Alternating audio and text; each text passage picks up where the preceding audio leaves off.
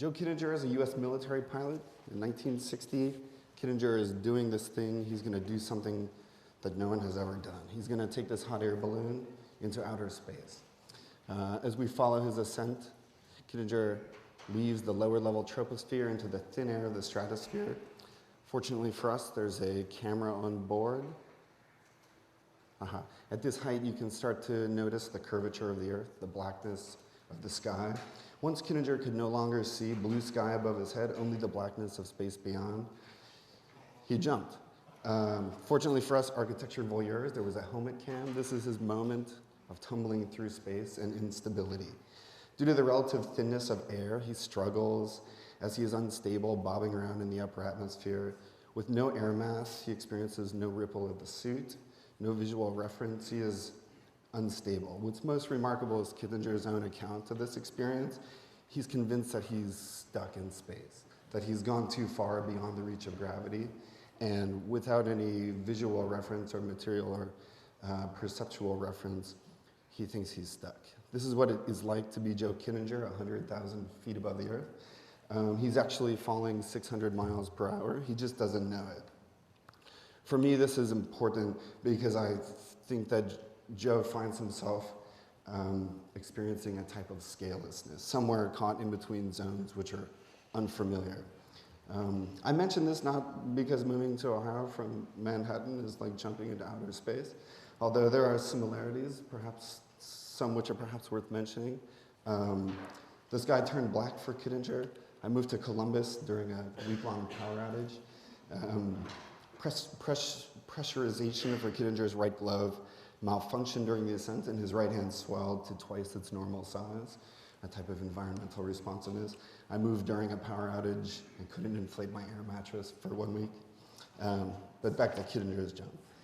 He was experiencing the world at a different scale. At the elevation of 100,000 square feet, he was in the space between planets, a magnitude of space where matter becomes rounded and organizes around centers of attraction, a scale where the world behaves differently. Obvious connections to the Eames powers of 10 film, which I love, dealing with the size of things in the universe across scales.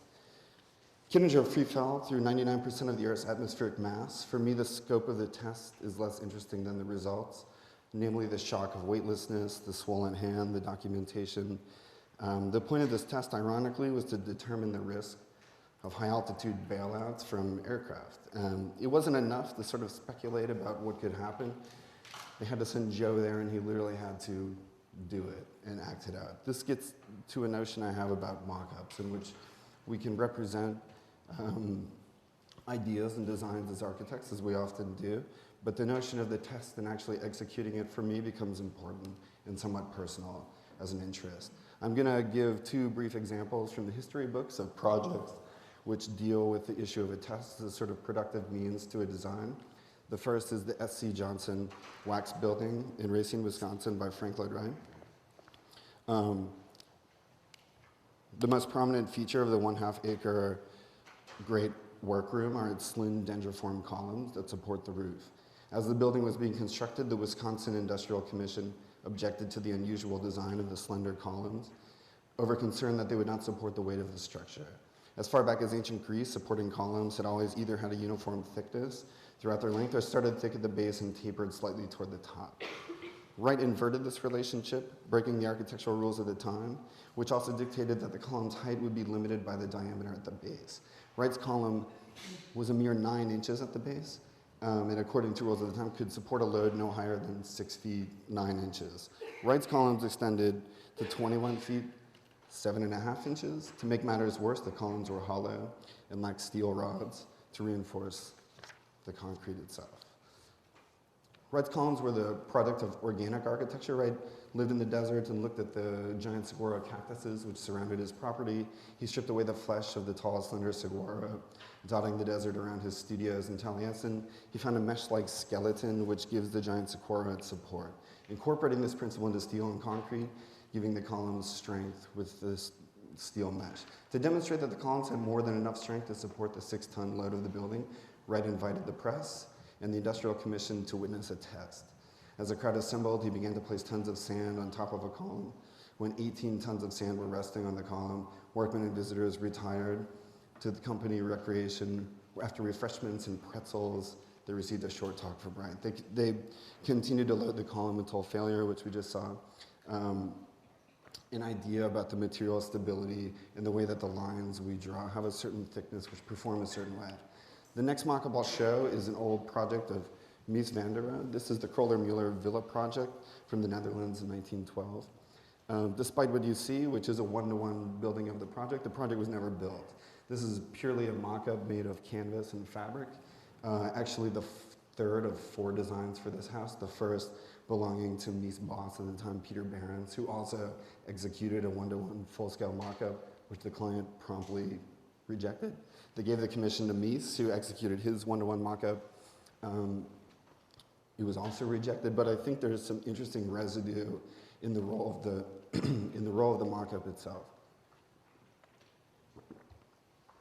We could consider Mies' project here a very large model representing in one-to-one what the materials would look like. This immaterial notion of a one-to-one correspondence of representation to space, for me, is most clear in the poem of Borges on exactitude in science. And I'll just read it real quick, it's really short, and you can read along. In that empire, the art of cartography attained such perfection that the map of a single province occupied the entirety of a city, and the map of the empire the entirety of a province. In time, those unconscionable maps no longer satisfied, and the Cartographers' Guild struck a map of the empire whose size was that of the empire, and which coincided point for point with it. The following generations, who were not so fond of the study of cartography as their forebears had been, saw that the vast map was useless, and not without some pitilessness was it, that they delivered it up to the inclemencies of sun and winters. In the deserts of the West still today, there are tattered ruins of that map, inhabited by animals and beggars, and all the land, there is no other relic of the disciplines of geography. So we could consider this mock-up a one-to-one map of the way things would be in space, albeit an abstract flat one. While Mies never realized and constructed materials to design for the residents, upon further inspection of the drawings, we can find some interesting residue and evidence of the canvas mock-up itself. Both Mies and Behrens' designs produced designs for the surrounding park. Mies' model suggests that he considered the house and its surroundings as one unit. Their dimensions clearly relate to each other. Both Mies and Behrens also placed an entrance on one of the short sides of the house instead of in the middle of the front facade. This is one of a number of design elements which demonstrate the dependency of Mies' design on Behrens' preceding one, but it simultaneously shows his departure from Behrens in that he made the entrance a portico, giving it a spatial volume. He also introduces, the most interesting part is that he introduces walls without windows, something which became typical of Mies. I find that the canvas mock-up seems to have become instrumental to me. So already familiar with the one-to-one scale of Behrens' mock-up, I can't help suspect that Mies was actually designing windowless walls for the synchronicity of the fabric mock-up itself. Okay, so 2 types of mock-up, one which performed a certain way, one which looks a certain way. They're both important to me, and now I'll present 2 projects I've been involved in before coming to Ohio State, which similarly deal with testing and the idea of mocking something up to get a result. The first is a project I was involved in at Stephen Hall's office.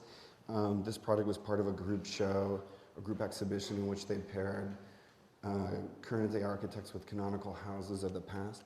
We were paired up with Alvar Aalto's Villa Maria, and then we were just asked to respond with some type of spatial installation. So our reading of the project and Stephen's reading of the project as a building which particularly fuses with its landscape. Much of the material comes in from the side through the envelope of the building and into the interior, so a real fusion of site and landscape.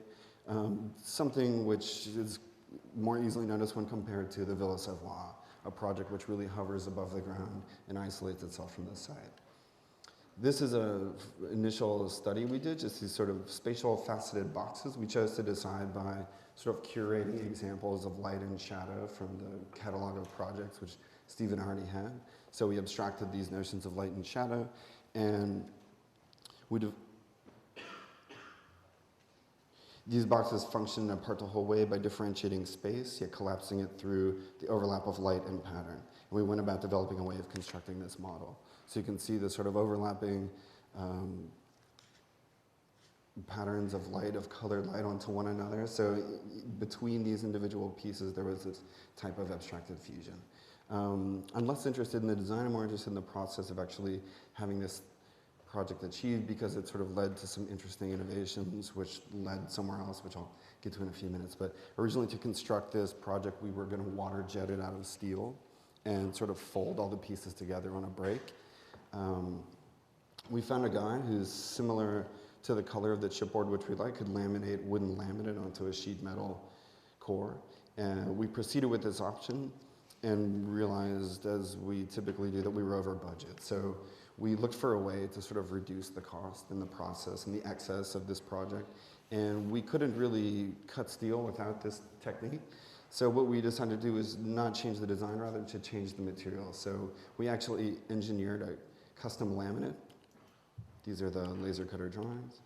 And we came up with something a bit more flexible. We replaced the sheet metal pliable core with a fabric core, which allowed us to break the rigid skin with a score, and then we achieved this operable hinge, which allowed us to ship the project flat in a crate and pull it out of its container, and then three-dimensionalize it and assemble it spatially on this site. So all these flanges folded in, the exterior is a sort of smooth, seamless, faceted object, and the interior we use like typical standard woodworking sort of biscuit geometries as our own custom washers. And then here it is. And I think what's interesting is this notion of scaling up. We were always laser cutting this project, so we started at the very small, increasing in size, dealing with the parameters of the machine itself, and then in the end, we used the exact same process, so there's very little lost in translation. I'll try not to bore you, but we did a large series of furniture objects using a similar process. The material had a certain novelty, it was new, and somebody, the president of an Italian furniture manufacturer, saw it and asked us to develop this line of furniture. So you can sort of clearly see the remnants of the plan in the elevation of these boxes. This is a storage unit. Table. So here's a small table model on our desk, and again, the sort of seamlessness of scaling up from the miniature to the macro. And this is a more cost-effective version. There it is, literally a mock-up, the sort of operable hinge taped onto a plywood box, and the pattern enlarged where there would typically be door holes. So there is no excessive hardware. It sort of all exists within the process of cutting and the size of the pattern and the embedded diagram within the laminate itself. Chandelier, a chair. And we traveled the show. I also, with Stephen Hall, curated a show at the Gallery Ma in Tokyo. We traveled some of his past projects, including this installation, which you can see here. And we were sort of burdened by the cost of shipping so much from the United States. Most of the architects who exhibit there are Japanese, and we used most of our budget to actually ship everything there. So we had a pretty small amount of money to come up with a sort of courtyard installation. And we did the same process, looked for a new material, and this was our proposal. Basically, this allowed us to, we chose a really inexpensive material called Luchador. It's spun woven polyester, and we laser cut it on a machine with a giant loom attached to it. And we actually shipped this installation to the site in FedEx tubes. The steel fasteners, which these turnbuckles and steel cables suspended over the courtyard attached to, we cut the same pattern in with a different process. And then we draped these things in this space, accommodating the existing rock in the middle of the courtyard. And one last project. We were commissioned to do a sort of showcase floor for a computing center in New York City. And I won't get into a lot of design, but I'll focus on the stair. Again, this, as a material object, is 1/4-inch thick steel, which we so densely perforated, we were able to remove over 40% of the weight. And the material itself, while heavy and sort of clumsy to work with, takes on this very thin, lightweight fabric quality. You can see here we perforated the risers and the treads. And here it is. I will end with these two images of before and after miniature model images on the top, and then the sort of realization of the 1-to-1 scale, again, with very little lost in translation. due to the precision of the machine. Oh yeah, there's one more. So we did a bench, and for this project, we laser cut thin sheets of bamboo plywood. You can see the sort of the blank sheet that these are milled out of and then popped up into place. Each piece has a overlapping joint which slip past each other. You can see here the tab from the plane in front which slides through the slot that we milled into it, again all using one process. And though it's through its thinness, it is somewhat unstable, and with all the holes in it, through the overlap and interconnectedness of so many planes, it's strong enough to support two people. Okay, there's one more project. So I did a fence for a friend in Brooklyn. He really admired his fig tree, and he needed a fence to divide his property from his neighbors. So we just took a photo and traced the pattern and cut the pattern into the steel. Here's a sort of elevation of the entire thing, and then here it is on site. So it's sort of pattern of light and shadow put through the process and sort of reinstalled in the context of the site itself. Okay, the next kind of mock-up. I was fortunate enough to be involved in this project. This is the bamboo canopy project of N Architects. I worked with them to construct this, to translate this miniature plywood model into a full-scale spatial installation in the courtyard of PS1. This is their competition-winning proposal for the Young Architects Award in 2004. To do this, we immediately started isolating important moments within the overall canopy itself for testing and mocking up, such as tightest radius, longest span, geometric precision. I personally went out and started bending these samples of bamboo and photographing, and based on our findings, we re-optimized the shape of the profile of the canopy itself. So here are some of the results. Some things we didn't anticipate are actually the irregular radius of the spanning member itself. We mocked up the longest span here on the right and encountered issues such as sagging, which required us to bundle up additional thickness. By troubleshooting these moments, we were able to bracket the behavior of everything in between. We knew we could accommodate less extreme curvature and spans which were more minimal. So a few other things unexpected during the construction were the overall sag of the canopy itself, which maintained its shape less than we thought due to the aggregate weight of the members. So here we are atop the canopy, erecting long members, and at a certain point we had to add additional supports, so that you can see here and here. And so I'll just end this project again with this sort of initial sketch as a type of drawing or something rendered out of one material, and then the realization of it at a different scale out of a different material. Okay, also, this is sort of a fun project that I'm happy to have been a part of. And for Stephen Hall's 60th birthday, the office managers came to me and said, "Congratulations, we nominate you to design Stephen's birthday present." And I had 1 week to do it, so I took all the most recent projects in the office and scaled them down and made a chess set out of them. Okay. I did some of those door handles too. Okay, to the KSA. This is when I first began doing research in residence here, I began by considering the site of the project itself. I knew I wanted to deal with these issues of scale, but I was sort of struggling with how to get going. So we began this project by the way you would begin any project, by making a model of it. We decided to 3D print a model as small as it would go on the machine down in the lab. My original intention was to try to make a model using these new 3D nanotech printers, which can actually print models that you can view underneath a microscope.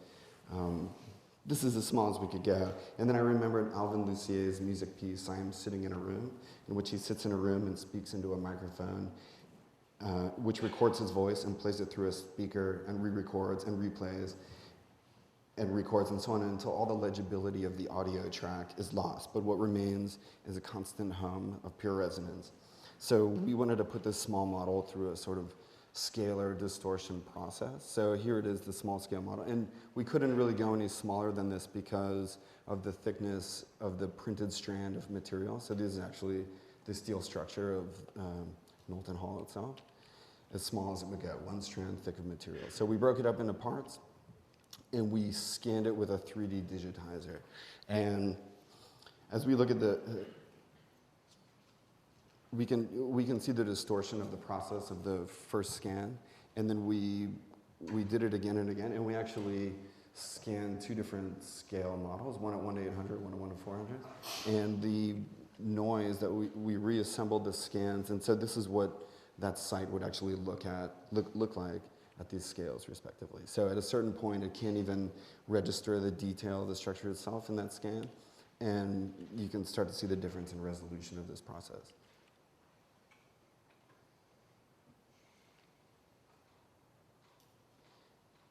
Okay. Plywood. I consider Donald Judd's use of plywood as a departure point for material investigation for the year. Judd deploys the 4x8 sheet of plywood as an art object itself. The plywood sheet in its modular manifestation is a moment where an everyday material which costs $19 becomes overlooked in its engineered ability to resist entropy, that is, to resist deformation. So I'm quite interested in this entropic noise, but I'm also interested in how the plywood sheet gets represented. There's a sort of serendipitous confluence of the 4x8 modular size of the sheet and its prepackaged ability to resist. Judd uses the 4x8 module often in much of his work. The modular ideal shape and size is easily represented and acts as a signal for this resistance to deformation. I became interested in where the size of the module and the shape diverge from the material's ability to behave as material. Therefore, I looked how to take plywood as a construction material and get it to do something equally active, yet more responsive, less predetermined in its potential energies. So we began with a few catenary tests. We started experimenting with plywood, looking at how simple issues of thickness and a dimension or an abstract number could delineate a different type of material behavior within the Earth's gravitational pull. So these are effectively catenary studies, and around the time we were conducting these, I had to come up with a name for the show, so I called them mock-ups Earth-specific.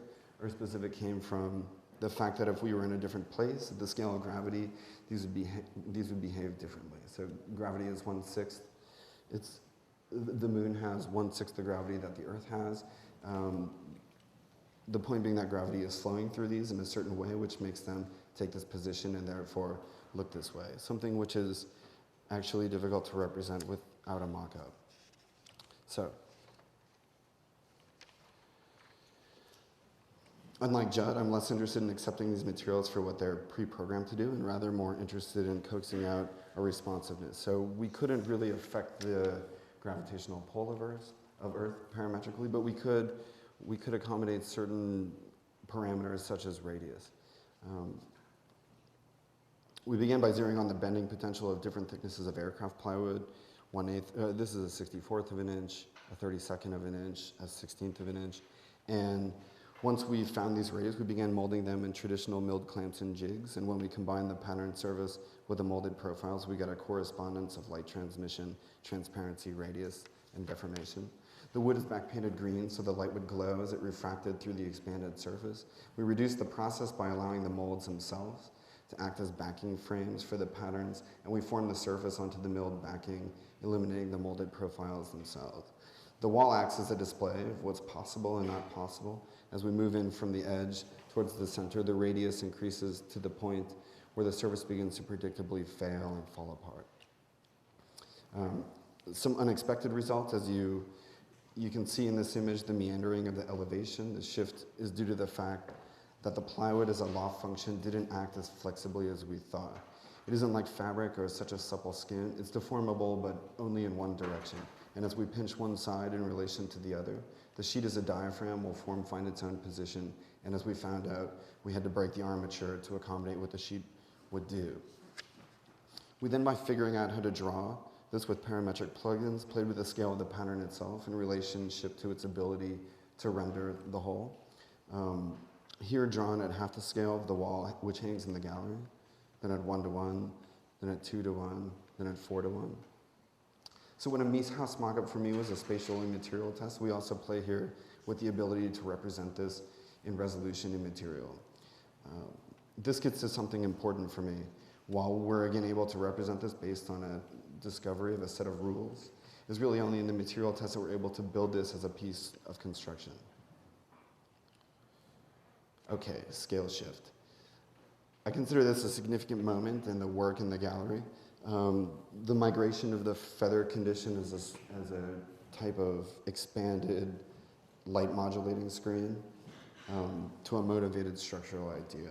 So I call these levitating tables. And back to Joe Kittinger and his sense of weightlessness and scalelessness, these models lift themselves up off the ground, existing above the ground. What we could once see here as a light modulator screen, we can see here as an idea about how structural elements could be cut out of a single sheet and be differentiated to act specifically and motivated. The feathers now triangulate with the surfaces behind them and become an intact, autonomous structural skin, demonstrating its capacity as structure by lifting the frame off the ground. The frame molds become excess in this scale shift, acting purely as form-finding lines, but unable to adequately represent the structural capacity of this composite system. In the next set of mock-ups, we see a structural frame, which leans over and again relies on its skin to prop itself up. So this is, for me, a real success of the project and a real composite structure. Without the skin, it would fall over. And without the frame, the skin wouldn't expand to configure for its structural capacity. And if the skin weren't this thickness of plywood, or rather if it were paper, it wouldn't be strong enough to act as a support. Frame needs skin, and skin needs the frame to configure itself for stability. This is a structural diagram about a pin joint to tie it all together to accommodate lateral loads.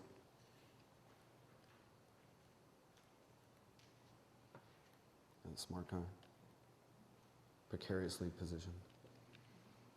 Okay, this is one of the last.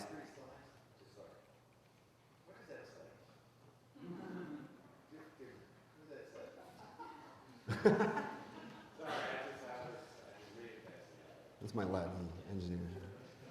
Okay.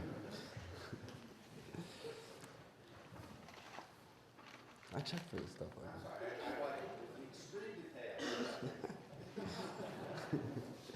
The next scale shift begins to use a larger gauge material, more construction gauge material, and to allow the scale itself to become determined by the size of the material as a component.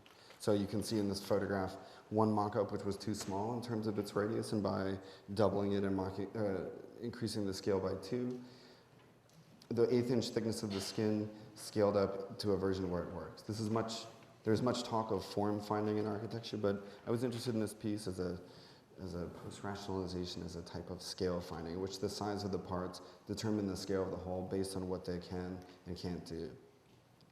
I'll show some. Okay, so this notion of testing in architecture has become everyday, and I feel as architects we can begin to design tests and experiments to see what happens when we push ideas to the thresholds of where they behave predictably. I guess I would end by sort of giving a larger scale statement about the way the objects are organized in the gallery, and I wanted to actually have discrete objects which became particularities of a universal system. So everything is consistently elevated above the ground. The idea of weightlessness and scalelessness was intended to read across the objects as a series. So even the typical notions of objects on pedestals for display, for the most part, they all actually hover in their positions or are suspended from the ceiling at 41 inches above the ground. All the mock-ups are the same, a combination of consistent pieces, patterns, thin sheets, and profiles. The intent was to have them all do something different, which was real. For me, architecture has always been a method of making, so whether you're the person in the office adjusting drawings or making models, we're all affecting the way something gets made. For me, this is a project about the real. I hope to have made the parts of the various wholes more fluid and flexible, and I hope to have taken a universal system and made it particular in its specific behavior and conditions. And that's it.